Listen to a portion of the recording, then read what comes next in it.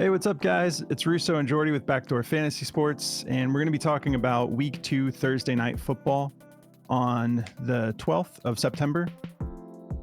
We've got 4 more plays for you. Very excited about what we're getting on the board right now. A lot of value to be had. Hope you guys enjoyed your first week of football. We do have our fantasy football podcast this season, so we have an episode tomorrow. If you play fantasy football, we'll be doing our starts of the week episode. So if you have any questions about fantasy football that you want a little feedback on, just drop us a comment and we will answer that on the episode tomorrow. So Underdog is still running specials, just nonstop. If you guys haven't signed up for Underdog yet, use code BACKDOOR. They're going to give you up to $1,000 in bonus cash with your first deposit and a free pick in addition to the free pick that is already on the board, which is CeeDee Lamb, which is 0.5 receiving yards. I'm definitely going to be taking advantage of that. As soon as I'm done with this video, I'm going to make a fat slip over there on Underdog. You can go through the link in the description of the video if you haven't signed up yet, or just use code BACKDOOR when you are making your first deposit. And they'll hook you up with all those goodies. Prize picks. If you haven't signed up for prize picks yet, I think they're doing a $5 play, get $50 promo. We don't totally know. It's whatever they're currently doing because we do not have a deal with prize picks like we do with Underdog. But if you want to sign up for that as well, there's a link in the description of the video, or you can go through you can use the code at the bottom of the screen. But let's talk about these plays we're going to be getting into. So I'm going to be taking Tua Tagovailoa over 4.5 rushing yards. We were kind of talking about this last week. We didn't make it an actual pick, but I threw this into some lineups. He cashed for us last week. I feel good about him getting it done again tomorrow night. And also taking Keon Coleman over 44.5 receiving yards, getting those same lines on Prize Picks and Underdog. What are you getting into, Jordy? Yeah, I'm going to be taking Tyreek Hill for over 0.5 receiving and rushing touchdowns. And I'm taking James Cook for over 19.5 receiving yards on Prize Picks and 18.5 on Underdog. Nice. All right. Well, let's get into these plays. So quick little recap. Had a couple hits, couple misses in the last video. Man, what a terrible game though. I mean, like the 49ers looked great. The Jets looked god awful. That's very discouraging. We'll see how that all works out. Had some shenanigans going on with Christian McCaffrey's status before the game. That was a really weird situation. He's kind of questionable for week 2 now as well. But yeah, just a quick little recap there. Not the night we were expecting, but all right, let's break into these plays. So I'm going to start with Tua here. That's Coleman. All right. So yeah, this is just not that big of a line. He typically isn't like your mobile style quarterback, but we know that Tua lost 25 pounds in the off season. And our first thought was this is a fast offense. Maybe Tua is going to be a little bit more mobile, and he came out and didn't go crazy, but he still scrambled for 11 yards. And I think that he's going to be able to get this done as well because he's got this matchup. The Bills are 22nd in rushing yards allowed to quarterbacks. So this is just one of those plays that I'm very confident just taking a chance on him scrambling for at least 5 yards tomorrow. Don't really need to dive too far into the details here, but here's a little note from Outlier. Tua has exceeded 4.5 rushing yards in 4 of his last 5 games, averaging 11 rushing yards. So yeah, I like that he lost a little bit of weight. He's a little bit more mobile. And so 4.5 yards, I think he'll be able to get that done. Going to be taking that for more. If we take a look at Daily Grind, let's see what they got for his rushing yards. They have this favored to go over. It's kind of a 50-50 shot. 50.25% odds to hit the over, just a -118. It looks like that's the story across the board. A lot of them are favoring it just to go slightly over, nothing super juiced. But I feel like this is somewhat of a low risk play. And so, yeah, I'll be taking it for more. If you guys do want to check out this DFS optimizer, it's a killer tool. It just basically does all the research for you. It shows you the best plays on the platform that you're selected, whether it's Prize Picks, Underdog, Better, Dabble. They cover just about everything. DraftKings, Pick Six. And then it also compares the line you're getting to all of the other sports books out there. So you can see if you're getting it at a value, or if you should hop onto another platform and go play this line on that platform. But then it also gives you an odds to hit indicator. So it gives you a little rating, what they think the odds are.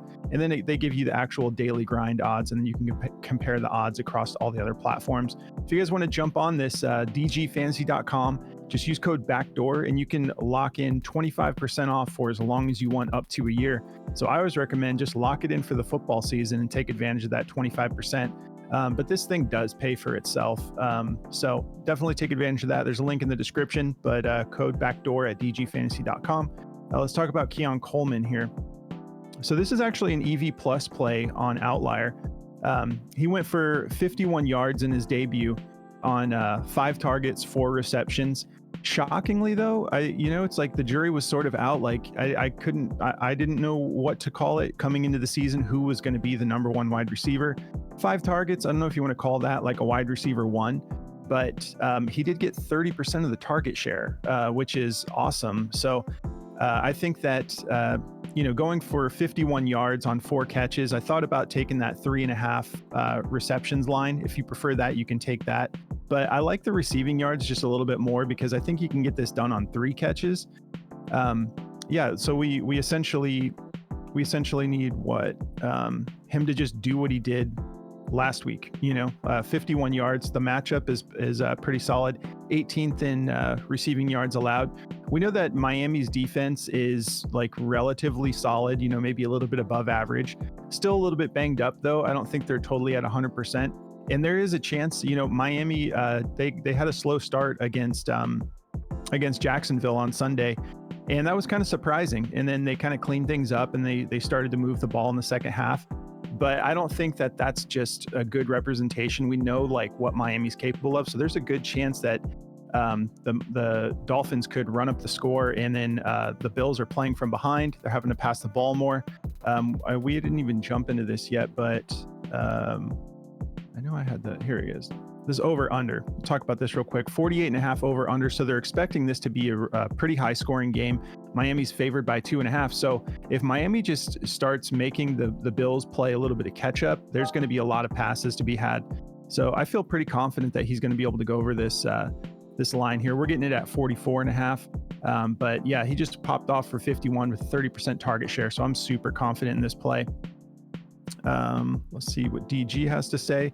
Yeah, so they've got that receptions 3.5 favored to be the top play if you prefer that. 51.37% odds to hit the over, minus 124.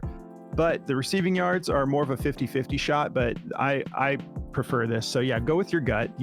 Take the plays you like of ours. You can always fade them if you don't feel as good about them. But they have this at a 50.1% odds to hit the over, minus 118. And there are some other platforms that have this a little bit lower. So it seems like Prize Picks does have it a little bit on the higher end at 44.5. I'm still confident and comfortable taking it. But if you guys want to check out this app Outlier that helps us just sort of vet our plays, they cover matchups, injury reports, insights about the players. They're also a partner of ours, and they have a killer deal where they're just giving all of our viewers 7 days to try it out. So if nothing else, just lock it in for 7 days and take advantage of week 2 with this. You don't have to put in a code. You just go through the link in the description. When you sign up, you'll just get a 7-day free trial, and you can see how you like it. All right, Jordy, I'll pass it over to you, bro. Okay, I'm going to be going with this Tyreek Hill rushing receiving touchdown. I feel pretty good about this one. I mean, I think he's, the most likely person to score on the offensive side for the Dolphins, outside of maybe like the running backs. But there's a lot of question marks behind the running backs. I do like Achane's rushing receiving touchdown if he's going to play, but we don't really know how that backfield is going to look. So going into that game, if Achane is going to play, I probably like his touchdown better than Tyreek's. I'm just going to throw that out there. So you guys can kind of decide and keep an eye on that. But for now, I'm going to go with Tyreek Hill's. obviously this is kind of a tough matchup, 8th in touchdowns allowed against wide receivers, but he has played them twice, and he went for 1 touchdown against them last time they played. He had 2 red zone targets, so obviously this is a guy who can just break off a touchdown at any given time, you know, whether he gets a carry or a reception. It's most likely going to be on obviously a reception, but I feel pretty good about it. Over on Daily Grind, if we look at this one, his anytime touchdown is a 51.26% chance to go over and a -123. So go with your gut on this one. I've just had like the worst luck so far. I've been coming so close to so many slips. I've literally got 0.01 by Jordan Love on that game, and like it's just been the weirdest ride for me, but I'm getting close, so I'm gonna get it dialed in here. But just a little bit of bad luck is all. And then with Aiyuk, the same thing. You know, Jonathan was kind of being nice and not telling you guys I was the reason that our slip busted on Monday night, but I was the reason. Both of his plays hit, mine missed. Aiyuk just had a horrible game. He dropped like 3 passes, and then I also had Mike Williams, who literally didn't even get targeted 1 time, which was just absolutely absurd. No one saw that coming, so that was crazy. But we're gonna get it dialed back in here, hopefully, with this game. I'm just kind of holding my breath on this one, but I do think that the Dolphins are going to be in the lead for some of this game. I just think they have a better defense. Their offense looks like it's clicking a little bit more, in my opinion. They just have a little bit more of an identity, rather than it seems like Josh Allen is just making everything go around for that team. So I kind of feel good about the fact that maybe the Bills are coming from behind in this game. So I do like James Cook's rushing or receiving yards, just his receiving yards in this game. If they're trying to pass the ball and get upfield, he's never going to hit that 14.5 rushing attempts if they're coming from behind. So maybe he does, but I like the receptions or the receiving yards. Last week, he got 3 targets. He had 3 receptions, and he went for 32 yards against Arizona. And their defense actually looked really solid. So it was kind of the same game script in that game. Arizona got up early, and then Buffalo finally started to put it together and started clicking, and they started passing the ball a lot. So James Cook got heavily involved in the passing game. So I do like the same idea for this game here. I think the Dolphins come out flying and get up early. So I like James Cook to go over this 18/19.5 line. I think he can hit this no problem. You can see he's played them twice as well. He went for 48 receiving yards in 1 game. You can see both of these totals, like one time they played each other, it was 20-48. The other game was 21-14. So I guess we'll see. I think it's going to be more of like a 20-48, 20-32 kind of game. I think it's going to be kind of crazy. It's early in the season. We got 2 really high-powered teams here. So, like I said, I think Buffalo's going to be coming from behind in this game. So I think I like the receiving yards from James Cook a little bit. So that's what I'm going to be going with. This one is actually just slightly favored for the under. So maybe I'm wrong. Maybe they just absolutely dominate and he absolutely crushes the rushing attempts.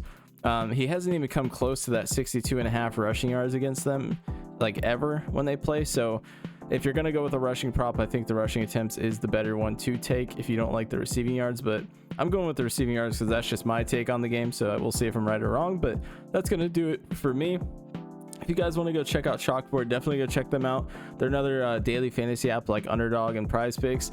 But there's a lot of alt lines over there. Like I know we were just talking about Underdog's doing a lot of alt lines too, but they're not quite as customizable as a Chalkboard. Even still, like Chalkboard just has so many, like whether it goes up an extra 5 yards or up 10 yards, you can kind of take like a lot over there and, you know, diversify what you're doing. So if you want to diversify your platforms you're playing on, definitely go check them out. They're a lot of fun. They're definitely worth at least trying out and seeing if you like it over there. So use code backdoor at checkout and you'll get a 100% match on your first deposit and a free play to help you cash your first slip. But if you don't auto-populate the code for some reason, there is a link in the description for that as well. So yeah, I will pass it back to Russo now. Yeah, code backdoor at Chalkboard. And you know what I love about Chalkboard that these other platforms, you know, like Chalkboard got ahead of everybody on just going crazy with the alt lines. But one thing Chalkboard offers for NFL that I love is the alt lines for receptions. Yeah. I love that you can customize those. Couple of things real quick. That was a pretty spicy take there. 20-48. I think Buffalo's going to keep it a little bit Well, closer I brought than it that. back down to 20 to 32. So that was Still what they. 12 points. I don't know. We'll see. Yeah, I mean, you were right about the Steelers. Yeah. I had the same vibes, but I think still, it's in Miami. I think this is going to be a killer game to just have pieces of. And I got to say one more thing that's been frustrating me today. If you guys are into like fantasy football, NFL, like social media type stuff, all of this talk about Kyler Murray, I got to He's a speak up Cardinals about this. fan, just asterisk on whatever he's about to say. But the taking him out of context about not hyper targeting Marvin Harrison Jr. Go read the full quote if you know what I'm talking about, where they're like, like Kyler Murray said, it's not my job, and shame on you, Underdog, even though you're our buddies. I saw Underdog posted, and they're like, Kyler Murray, it said like Kyler Murray and Marvin Harrison Jr. off to a rough start, and then it just showed the quote like they put on getting the ball to Marvin Harrison Jr. It's not my job. That's not what he said. he basically said like, I'm not going to hyper target him, but there will be times when I'll be targeting him. There will be times when I'm not. But I thought what he said was like a good sign of leadership. He was like, I'm going to do what's best for the Drew Petzing offense. Like what Drew wants me to do. If he wants Marvin Harrison Jr. to be heavily targeted, then he needs to draw up plays is essentially, but everyone's just completely taking it out of context. And that just frustrated me. So I had to speak up about that. And then the whole thing of like them acting like this wasn't a good game. Like the Cardinals played great that game. Like that came down to the wire, and they had a 16.5 projected score, and they went for, what was it, like 28-21 or something like that. Like, so anyways, got that off my chest. Just had to mention that. But yeah, if you guys want to come join our Discord, once again, I don't have it pulled up, but we have a really killer community. Everyone has been in there going crazy with WNBA. Our boy Boston Nick, who is he's really good with WNBA, but he's been in there. He's been on a heater lately. But our other analysts have been dropping plays. You can go follow us on X. But if you want to join the Discord, just go through the Patreon link. And once you sign up through Patreon, you just go into the settings. There's a connected app section. And you just connect your Discord. It's real easy. But if you do that, make sure you hop in the community chat of the Discord so we know that you're new. Let us know. Just shout it out. Be like, hey, guys, I'm new to the Discord, because we want to show you how everything works. It's not super complicated, but we just want to make sure that we welcome you and that you understand how to use the different channels. And we want you to get the most out of it, because we're going to try to really kill it this football season. So if you're new to the channel, the YouTube channel or the Rumble channel, make sure you subscribe and hit the notification bell, because we're going to be covering every NFL slate. As soon as NBA starts, we're going to cover every NBA slate as well. And we've got some fantasy football content that we drop 3 days a week. So if you guys don't mind, give us a like on the way out. We really appreciate you guys tuning in. Good luck on this game, and we'll catch you in the next video. Good luck, guys. Oh, it's awkward. My mouse died, so I can't end it.